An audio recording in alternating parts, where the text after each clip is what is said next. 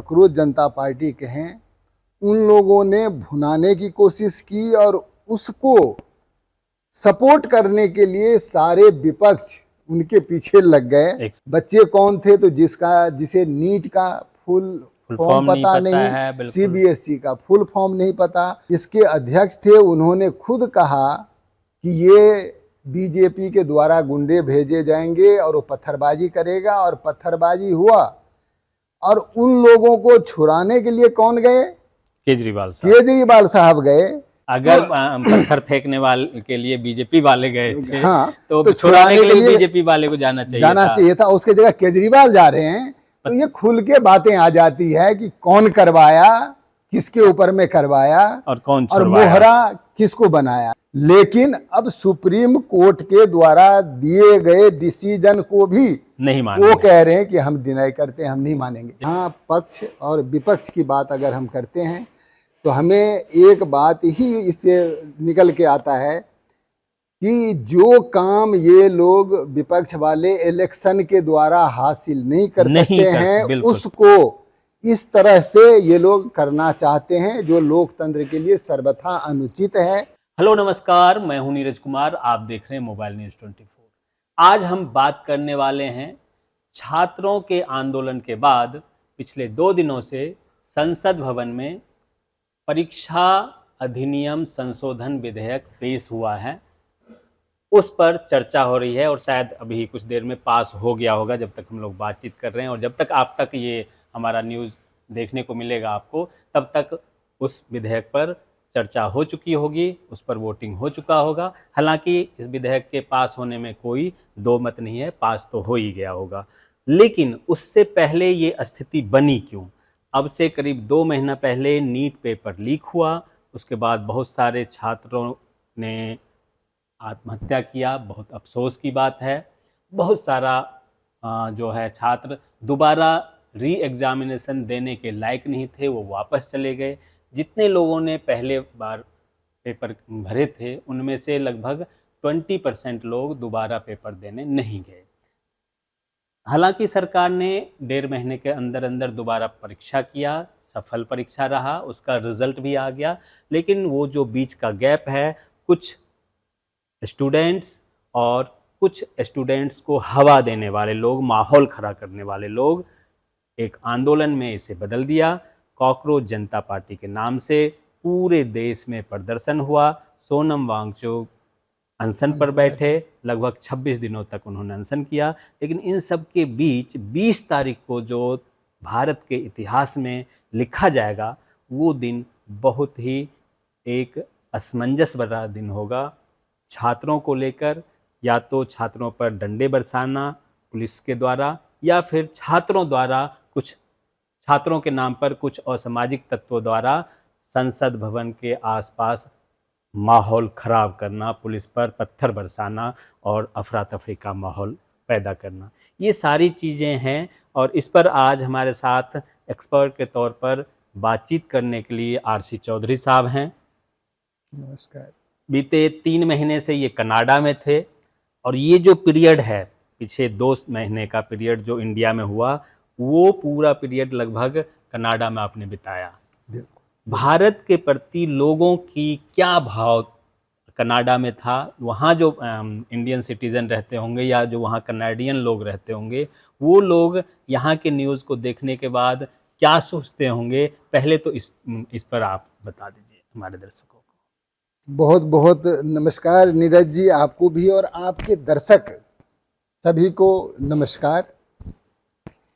जब हम घर से बाहर होते हैं तो घर का फिक्र हमें ज़्यादा होता है। जब हम घर में रहते हैं तो उतना फिक्र हमें नहीं रहता है, क्योंकि हम खुद घर में होते हैं। बिल्कुल। तो जैसे आपने कहा कि बहुत भारतीय कनाडा में रहते होंगे और उनका क्या सोच इस विषय में, तो मैं आपको वही कहा कि घर से बाहर जैसे हम भी थे कनाडा में, जैसा आपने कहा कि 3 महीना के लिए मैं कनाडा में था, तो हर किसी का अगर यहाँ पे कोई भी उथल पुथल होता है, कोई भी बातें होती है, तो लोगों की जो नज़र है, लोगों का जो दिमाग है, तुरंत अपने देश के प्रति, अपने मिट्टी के तरफ, आकर्षित होता है और देखना चाहता है कि अरे ये क्या हो रहा है। क्या हो रहा है, बिल्कुल।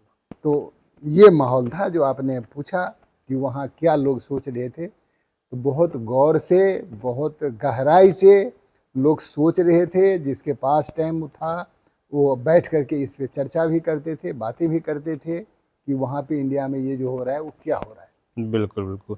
तो उसका निचोड़ आपने वहाँ क्या देखा? लोग जो वहाँ के थे, वो इंडिया में जो स्टूडेंट्स, एक तो बाकी स्टूडेंट्स जो पीड़ित थे, जिन्होंने एग्ज़ाम दिया, दोबारा एग्ज़ाम दिया। कुछ लोग कहते हैं कि जो असली स्टूडेंट हैं, उन्होंने एग्ज़ाम दिया, दोबारा भी एग्ज़ाम दिया, जो कुछ पास हो गए और जो फेल हुए वो अगले साल के तैयारी में जुट गए। बाकी जो ये शोर-शराबा, हंगामा करने वाले लोग थे, इनके बारे में क्या वहाँ के लोगों का प्रिस्क्रिप्शन था? देखिए, वहाँ के लोग ज़्यादातर पढ़े लिखे तबके के बच्चे हैं, बड़े भी हैं, सब तबके के लोग हैं। जी, जी। तो जैसे कि पढ़े लिखे लोग हैं तो इसकी गहराई में, डेप्थ में जाते हैं और उन्होंने सबसे पहले यही रिएक्शन दिया कि जो माहौल वहाँ का था वो सीजेपी वालों ने या कॉकरोच जनता पार्टी के हैं, उन लोगों ने भुनाने की कोशिश की और उसको सपोर्ट करने के लिए सारे विपक्ष उनके पीछे लग गए एक साथ लग कि गए। इनको हम सपोर्ट करें जिससे माहौल खराब हो और ये सरकार की बदनामी हो और सरकार बैकफुट पे आ जाए। तो आपने देखा और वहाँ मैं इस पे डिस्कस करता था। जो कुछ लोग हमें मिलते थे, करीब करीब हर रोज़ छुट्टी के बाद कुछ न कुछ लोग आते मिल ही थे जाता, और या बिल्कुल। हम जाते थे लोगों के पास। तो इसी विषय पे ये बातें होती थी। तो उन लोगों ने कहा कि ये जो नीट का पेपर लीक हुआ, वैसे मोदी जी ने तुरंत एक्शन लिया और सीबीआई को दे दिया, धरपकड़ हुई, वो लोग जेल में हैं। लेकिन विपक्ष वाले जो हैं उसको भुनाने की कोशिश करेंगे और वही हुआ कि ये जो कॉकरोच जनता पार्टी सीजेपी, उसके अगुवाई में, और वो लोग कहाँ कहाँ से हैं, उनके बैकग्राउंड आपको पता है। बिल्कुल, बिल्कुल। और स्टूडेंट तो शुरू में इसमें रहे। जब शुरुआत हुई, प्रोटेस्ट की बातें हुई तो स्टूडेंट तो आए, लेकिन बाद में वहाँ का माहौल बदलने लगा कि भाई स्टूडेंट की बस की बात नहीं है और किस किस लोगों को उसमें जोड़ा गया। उसमें वही बात है कि खुद इसके बाद जो के 4-5 दिन में सारे विपक्ष के नेता मंच पे आके आने खड़े लगे हुए और कौन और कौन लोग आने लगा, वो हम्म। आप टीवी, वो सॉरी, आप सारे फुटेज देखें तो आपको खुद पता चल जाएगा। और खुद जो सीजेपी के अध्यक्ष, उन्होंने खुद कहा कि अब भारतीय जनता पार्टी वाले गुंडे को भेज करके यहाँ पत्थरबाजी कराना चाहते हैं, इससे सावधान रहो। और जब पत्थरबाजी भी हुई, पुलिस के साथ मुठभेड़ कहें या पुलिस को द्वारा उन लोगों बिल्कुल, बिल्कुल। को तकलीफ पहुंचाया गया या पुलिस के ऊपर में उन लोगों ने क्या किया, अब सब कुछ खुल के सामने आ रहा है। और अगर वो जो माहौल था अगर नहीं होता, मैं तो एक तरीके से ऊपर वाला का शुक्र गुजार हूँ। और मुझे लगा कि अगर 20-25 मिनट पुलिस इसको नहीं संभाल पाती हाँ, तो ये लोग संसद भवन के अंदर होते। बिल्कुल। अगर पुलिस बल प्रयोग नहीं किया होता 15 मिनट पहले, हाँ, और 15-20 मिनट अगर छोड़ देता पुलिस वाले, तो मुझे लगता है कि ये लोग संसद भवन के अंदर होते। जो आज से 4 साल पहले श्रीलंका में हुआ, 3 साल पहले, 2 साल पहले बंगाल में हुआ, बांग्लादेश में हुआ, 1 साल पहले जो नेपाल में हुआ, वही स्थिति यहाँ करने की कोशिश की गई थी। लेकिन एक अच्छे, हालांकि नहीं होना चाहिए, कुछ गुंडों के पिटाई के चक्कर में भोले भाले बच्चे भी हमारे पीटे गए, छात्रों पे भी लाठीचार्ज हुआ, नहीं होना चाहिए। लड़कियों को भी पीटा गया, वो नहीं होना चाहिए था, उससे बचा जाना चाहिए था। लेकिन कहते हैं कि गेहूं के साथ घुन भी पिस जाता अब है। मैं इसके विषय में आपको एक बात बताऊं। आपने ही एक पीछे इंटरव्यू लिया था जी, जी। कि ये जो बांग्लादेश में हुआ और ये नेपाल में हो रहा है, मैं आपको कहा जो श्रीलंका में हुआ और जो बांग्लादेश में हुआ और अभी नेपाल में हो रहा है, ये टेलर है। हाँ भारत, बिल्कुल, मुझे याद है, आपने हाँ, चर्चा किया था ये। भारत के जो सरकार है, भारत के सरकार वो सावधान हो जाएं विपक्ष के द्वारा, चूंकि विपक्ष कह रहे थे कि यहाँ भी जेन जी की जरूरत है, जेन जी यहाँ रोड पे निकलें और इस सरकार के अगेंस्ट में प्रोटेस्ट करें। वो चाहे केजरीवाल हो, राहुल गांधी हो, जो सारे हाँ, आपको जो पता है, लोकतंत्र के हिसाब से जो वोट के माध्यम से और सत्ता पे नहीं आ उनका सकते। वीडियो आया हुआ है या उनका वो न्यूज में आया हुआ है कि उन लोगों ने आह्वान किया कि हाँ जेन जी आए और इस तरह से करें, माहौल बनाए। तो मैं उसी समय आपको कहा था कि ये टेलर है। और ये इंडिया में, इंडिया के जो विपक्ष के लोग हैं वो सरकार के ऊपर दबाव डालने के लिए, ये आज नहीं कल आप देखना कि साल भर के अंदर हो सकता है ये इंडिया में भी हो। बिल्कुल। और आपने देखा कि वही हुआ। बहाना किया था तो नीट, बच्चे कौन थे तो जिसे नीट का फुल फॉर्म पता नहीं, सीबीएसई का फुल फॉर्म नहीं पता, वहाँ किस किस टाइप के बच्चे थे। और मैं एक बात और कहा आपको कि जो इसके अध्यक्ष थे उन्होंने खुद कहा कि ये बीजेपी के द्वारा गुंडे भेजे जाएंगे और वो पत्थरबाजी करेगा, और पत्थरबाजी हुआ। और उन लोगों को छुड़ाने के लिए कौन गए? केजरीवाल साहब गए। जब केजरीवाल साहब और उनके ही वो दोस्त रहे हैं, बिल्कुल, अध्यक्ष हैं। और चलिए, अच्छी बात है। तो आप वो देखें कि अगर ये बीजेपी वाले अगर करवाए तो बीजेपी वाले को छुड़ाने के लिए गए थे केजरीवाल साहब। अगर पत्थर फेंकने वाले के लिए बीजेपी वाले गए थे, हाँ, तो छुड़ाने के लिए बीजेपी वाले को जाना चाहिए था। उसके जगह केजरीवाल जा रहे हैं, तो ये खुल के बातें आ जाती है कि कौन करवाया, किसके ऊपर में करवाया और कौन और मोहरा किसको बनाया। तो ये बच्चे मोहरे बने और बाद में बैड एलिमेंट्स और इस सब को जो लाया गया वो फुटेज आज आप सामने देख रहे हैं, सब कुछ निकल के आ रहा है। अब ये तो शुरुआती है। पुलिस महकमे अच्छी तरह से ये सहयोग लेकर के सारे, वो सुप्रीम कोर्ट का डिसीजन है कि सरकार को अगर ज़रूरत पड़े तो जो भी आपके पास मोबाइल में कहीं भी फुटेज है तो आप सरकार को मदद करें और ये सब सरकार को दें। बिल्कुल, उस पे भी एक द्वंद्व हो गया है। जिस प्रकार से कल सुप्रीम कोर्ट ने कहा कि 18 साल से नीचे के बच्चे को तुरंत रिहा कर दें, लेकिन जो अराजक तत्व हैं, जिनका हिस्ट्री सीटर जो लोग हैं, उन लोगों ने जो गलती किया है उसके ऊपर सख्त कार्रवाई की जाए। अगर सबूत है, सबूत के आधार पर उस पर कार्रवाई। उसी बेस पे, उसी बात को वो सीजेपी वाले उठा रहे हैं। हाँ, नहीं, वो कह रहे हैं कि हम सुप्रीम कोर्ट की ये बातें नहीं मानेंगे।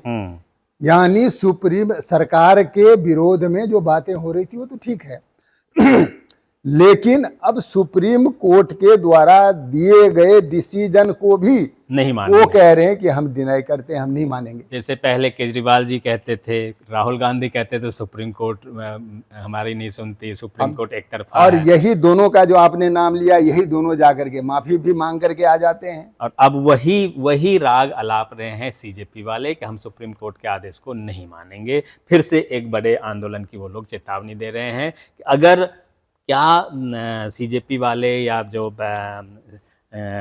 अभिजीत दीपके हैं वो क्या कहना चाहते हैं कि जो अपराधी तत्व के लोग हैं उन पर भी कार्रवाई नहीं होना चाहिए।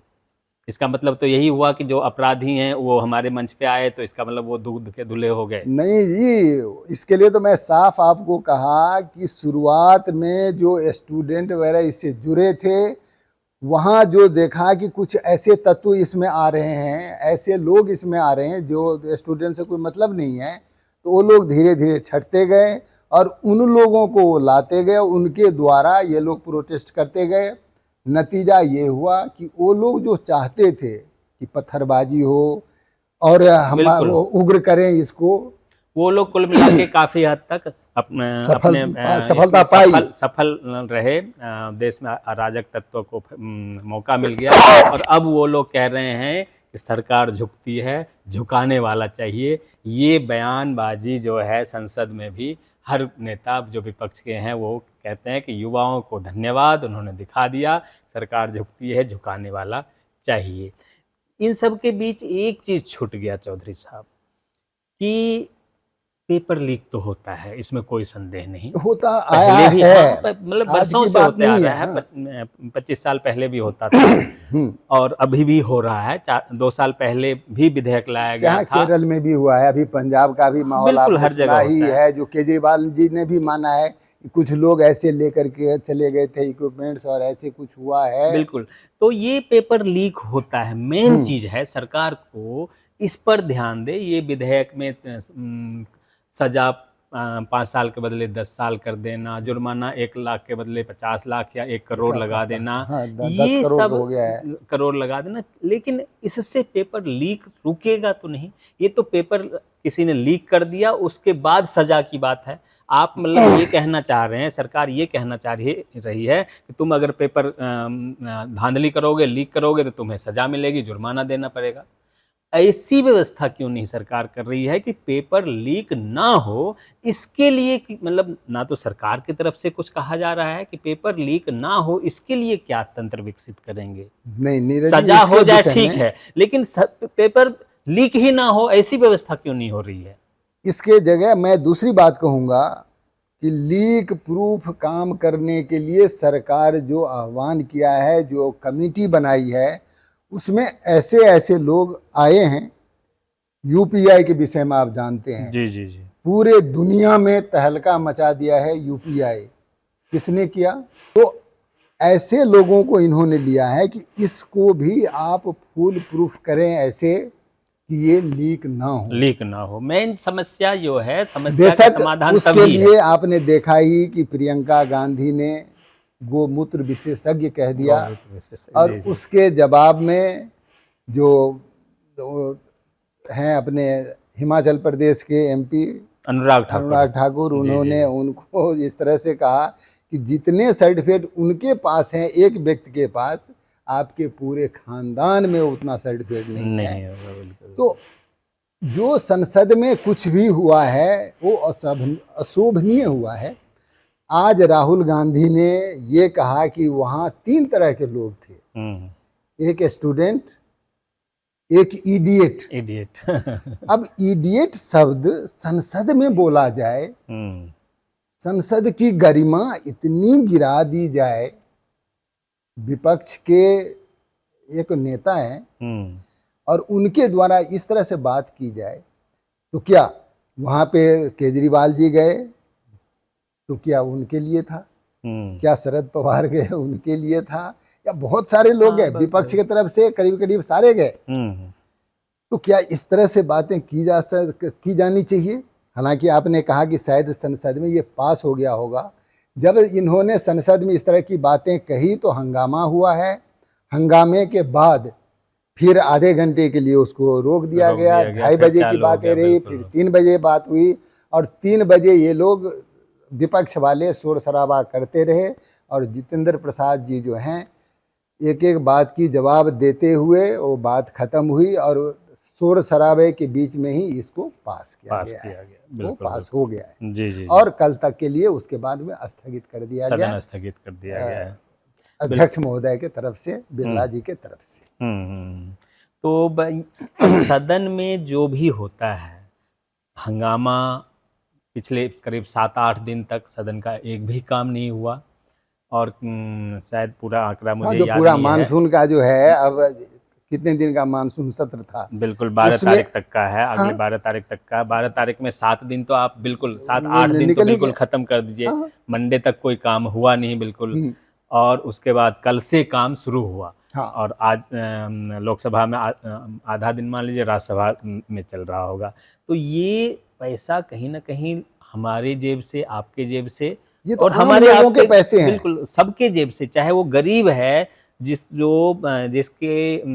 जिसे फ्री में राशन देते हैं मोदी जी, जिनका आय 1 लाख से भी नीचे है, वो भी अगर माचिस का तिल्ली खरीदता है तो वो भी टैक्स दे रहा है। तो गरीब से लेके अमीर तक सभी टैक्स देते हैं, और उसके पैसे से संसद चलता है। रोजाना कई करोड़ रुपए संसद में खर्च होता है, और वो 8 दिन संसद बेकार चला गया, चाहे सत्ता पक्ष के कारण हो या विपक्ष के कारण हो। वो लोगों के सोचने का जरिया है। हमारा मानना है कि ये 7 दिन 8 दिन नहीं खत्म होना चाहिए था, उस पर कुछ न कुछ काम होना चाहिए था। सार्थक काज होना चाहिए, वो नहीं, वो निरर्थक चला गया। आप बिल्कुल सही कह रहे हैं। अब एक बात मैं और कहना चाहूँगा कि अगर जो भी वहाँ प्रोटेस्ट के द्वारा बातें हुई, जो भी गालियाँ दी गई सरकार के लिए, तो मैं कह रहा हूँ कि भाई ये यहाँ के जो हमारे मतदाता हैं उनके द्वारा चुने हुए सरकार को अगर कोई गाली दे या प्रधानमंत्री को गाली दे या योगी को गाली दे, तो हम समझते हैं कि लोकतंत्र में जो लोगों ने उन लोगों को चुन करके भेजा है उन सभी को गाली दिया जा रहा है। गाली दिया जा रहा है, बिल्कुल। अच्छा, एक और चीज़ निकल के आता है, हालांकि मुझे लगता है 20-25 हज़ार या 30 हज़ार लोग 20 तारीख को संसद के आसपास थे, लेकिन लोग कहते हैं लाखों लोग थे। मान लेते हैं 2 लाख 4 लाख नहीं, 5 लाख लोग थे। ठीक है, संसद भवन के आसपास 20 तारीख को 5 लाख आम लोग नहीं, स्टूडेंट ही थे। नीट पेपर करीब 22 लाख स्टूडेंट देते हैं। हाँ, ठीक है, अब 22 लाख स्टूडेंट में से अगर 5 लाख स्टूडेंट विरोध करने आ गए, तो क्या हम ये मान लें कि बाकी के 17 लाख स्टूडेंट जो हैं वो सरकार के साथ था? मतलब फिर इसका मतलब ये हुआ कि बहुमत तो सरकार के साथ बहुमत थी। तो सरकार के साथ है। क्या आप ये कहना चाह रहे हैं कि अगर आप मान लीजिए उस दिन 5 लाख लोग आ जाते और जिस प्रकार से अफरा तफरी था, संसद में घुसने की कोशिश हो रही थी या माहौल ख़राब कर दिया जाता, एक मिनट को अगर सोच लें, नहीं वो तो था क्या ही कि 5 लाख लोग देश के साढ़े एक एक 150 करोड़ के वो, मतलब वो रखल, मतलब निर्णय ले सीधी सी सकता बात, है। एक बात है कि विपक्ष, यहाँ पक्ष और विपक्ष की बात अगर हम करते हैं तो हमें एक बात ही इससे निकल के आता है कि जो काम ये लोग विपक्ष वाले इलेक्शन के द्वारा हासिल नहीं कर सकते हैं, बिल्कुल। उसको इस तरह से ये लोग करना चाहते हैं, जो लोकतंत्र के लिए सर्वथा अनुचित है। और एक बात कि अगर 150 करोड़ की आबादी अगर भारत की है, उसमें से केवल 0.5% को आप बरगला लें, कुछ उसको भ्रमित कर लें और इस तरह से यहाँ अराजकता पैदा कर लें, तो कोई बड़ी बात नहीं है। वो बड़ी बात तो नहीं बहुत है। हो गया है। 0.5% मतलब 75 लाख, 75 लाख, लेकिन हाँ। यहाँ तो 5 लाख भी नहीं है।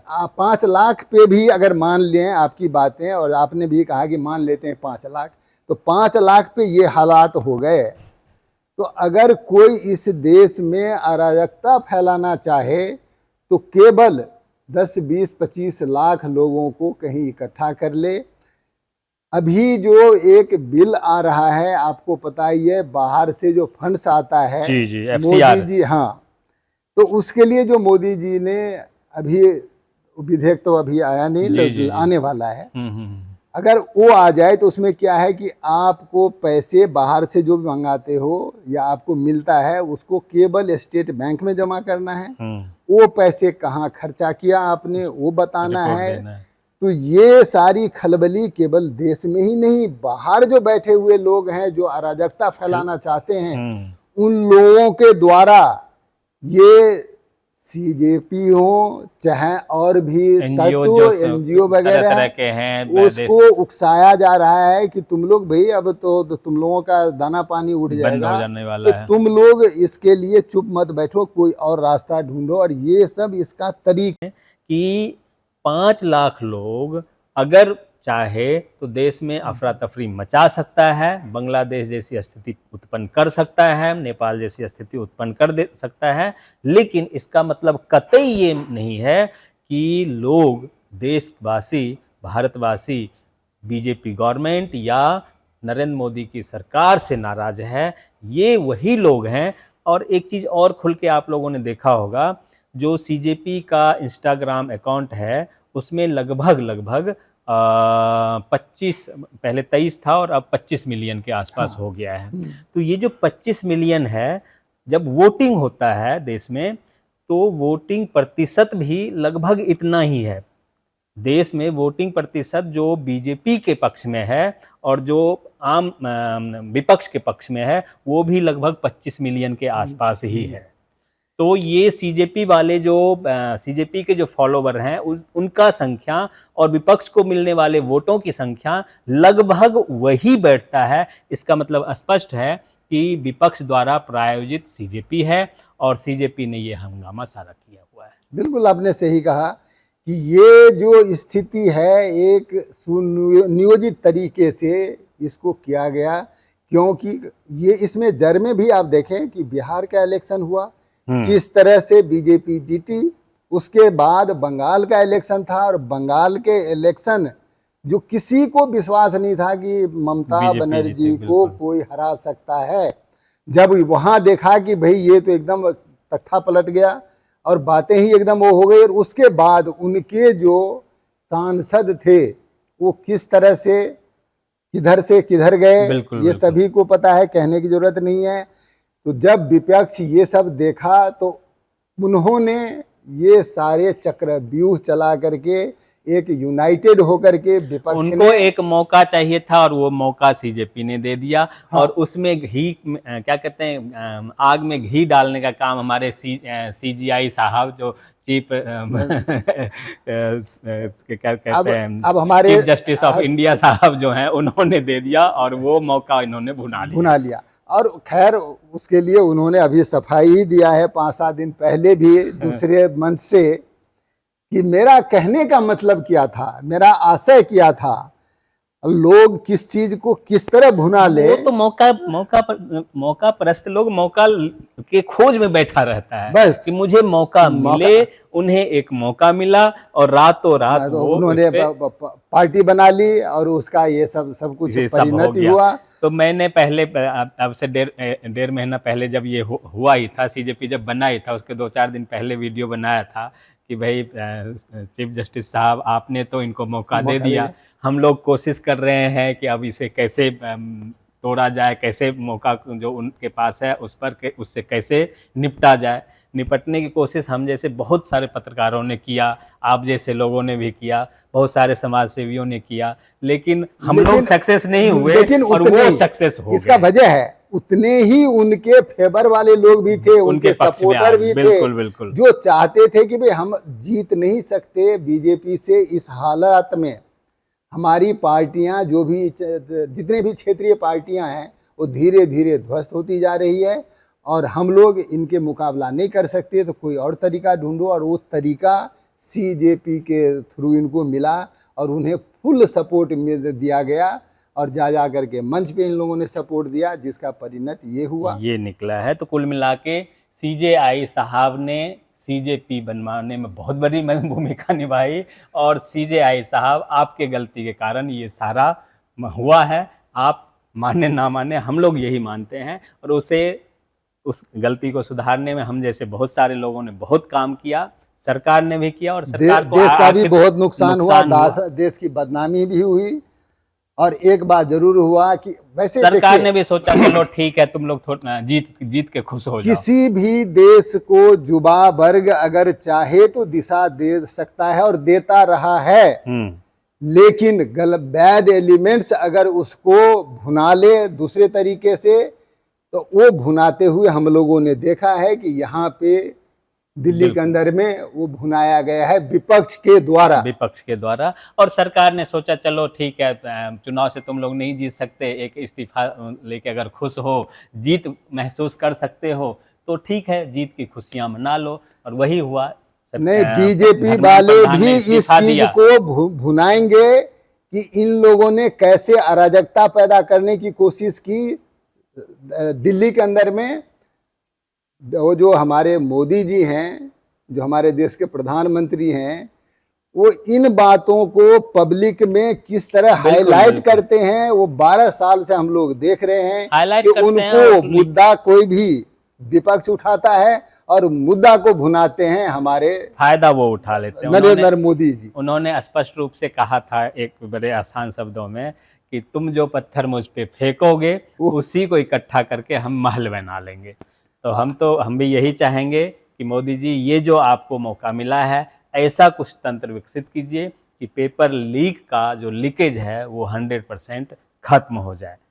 यही शुभकामना के साथ आप तमाम दर्शकों का बहुत बहुत धन्यवाद। चौधरी साहब आपका भी बहुत बहुत धन्यवाद। बहुत बहुत नमस्कार। धन्यवाद नीरज जी, और आप दर्शक को भी बहुत बहुत धन्यवाद।